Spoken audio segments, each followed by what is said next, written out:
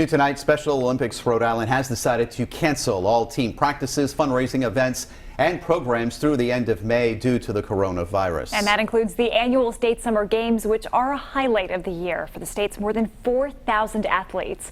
Tonight, I caught up with one of those athletes and her coach to see how they were taking the news. It's something Special Olympic athletes in the state of Rhode Island spend weeks training for, the annual state summer games at URI. In 2017, athlete Sarah LaBreche played a very important role in the weekend, lighting the coveted torch to kick off the games. I was very nervous because I didn't know what it was going to be like, but then literally after I lit the torch, I started crying because I was so happy and proud of myself for getting this opportunity. Sarah is a member of the Rhody Rangers. Her dad, Rick, is her coach. Walking into Meade Stadium for opening ceremonies is, if you haven't done it, it's two goosebumps.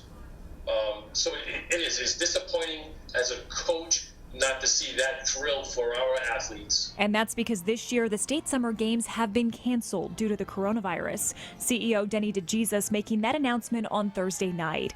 In a letter, he says Special Olympics Rhode Island has been strongly advised by Special Olympics International to cancel all events through May out of an abundance of caution. And we all understand that why it needed to be canceled. LaBreche says some of the athletes have underlying conditions which could increase the risk for complications if they were to contract COVID-19.